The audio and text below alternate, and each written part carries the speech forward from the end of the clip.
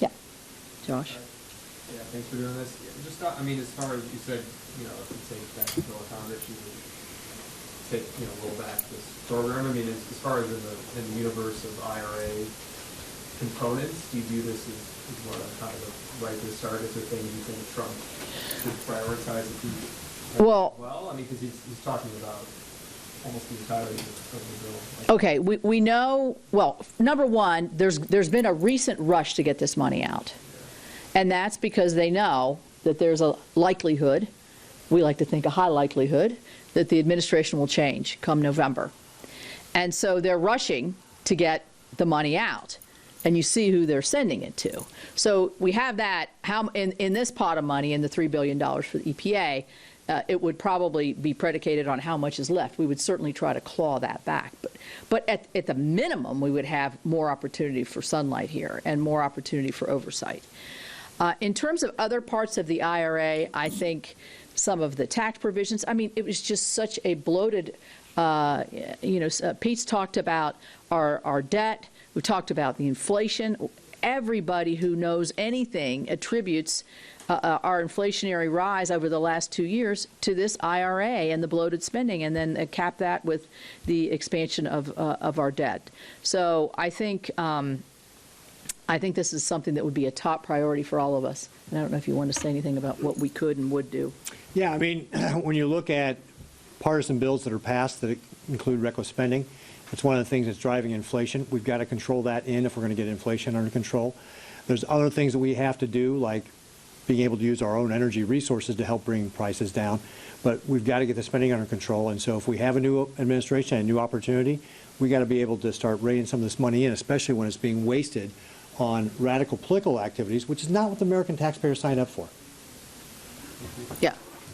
Do you feel like you have any recourse more immediately to try to figure out what these groups are doing with this money? Like, are you sending letters to EPA or the groups?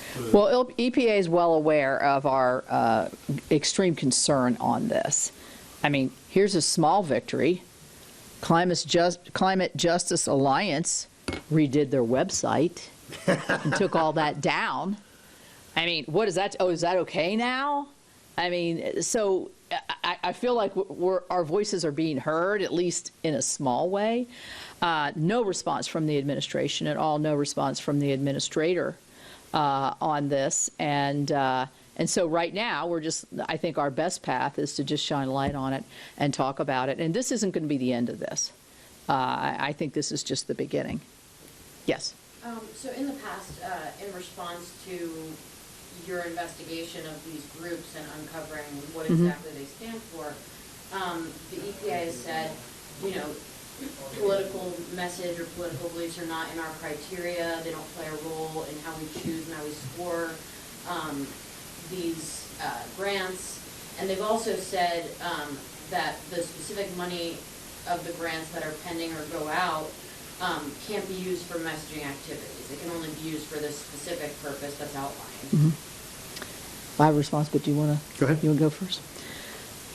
Well, I mean, common sense tells you, if you have $100 million coming into your nonprofit organization, and you have certain political beliefs that you've been espousing all through your existence, not just in your social media, but for years, that to say that you would never use that money to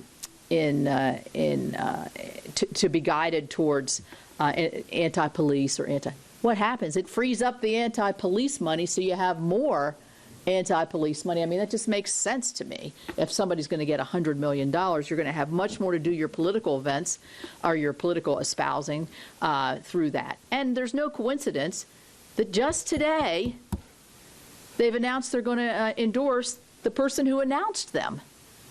And the EPA administrators, I like him, but his response to this has been very, very deficit. He told the House members, when questioned about this, because they got the information from us, he told the House members, well, they haven't gotten it yet. Well, why are you putting a press release out that these are the people that are going to get it, these are the organizations that are going to get it, if you don't intend to actually give them the money? I mean, that to me is either at the least sloppy, or at the most deceptive and, oh, you kind of got caught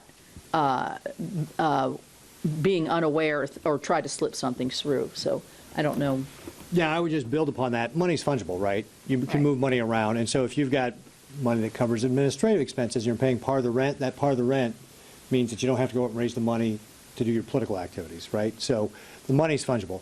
The other thing I'd point out is that there's been such a lack of diligence from the EPA that allows the money to go to these groups. Why would we have any confidence that they're doing any sort of audit to make sure the grant money is being spent in the way that it's supposed to be spent? I don't have any confidence the EPA is checking up on these groups after even just seeing the groups that they've gone to. So zero confidence that the EPA actually knows how this money is being spent. And do you believe that when they say that political affiliation or messaging has nothing to do with their criteria, it's not involved?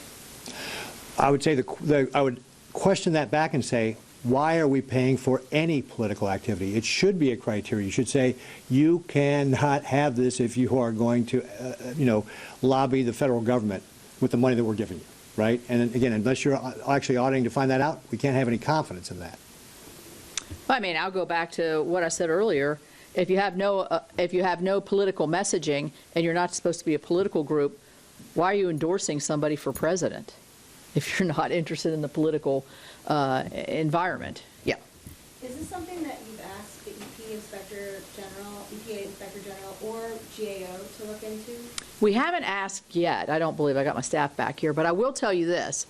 In the IRA, the authors of the bill did not include, while they're getting $3 billion, did not include one single dollar for extra oversight of those dollars.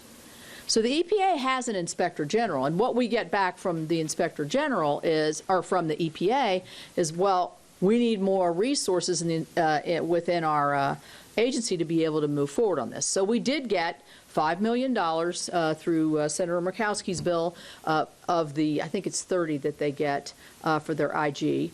$5 million is directed towards this, so that's a minor victory. I had an amendment that would have said we need to move this up to $20 million because to try to follow the money of $3 billion, that's a pretty hefty load. And that's what happens when you pour so much money in so fast, it gets wasted. And we see it all the time. Why don't we learn the lesson of this? And now it's not only getting wasted, it's getting poured into radical activists. So thanks a lot. Yep, did you have a next question? I was just going to say, following up on that, are you sort of keeping that option in the quiver? Right. Depending on the answers you get at this stage? Well, we're not, this is not the end of this, so yes, I think we will. We will pursue, and by the way, nice flower. I like it. Thank you. Okay, thanks, guys. Thanks, folks. Appreciate it. Thanks.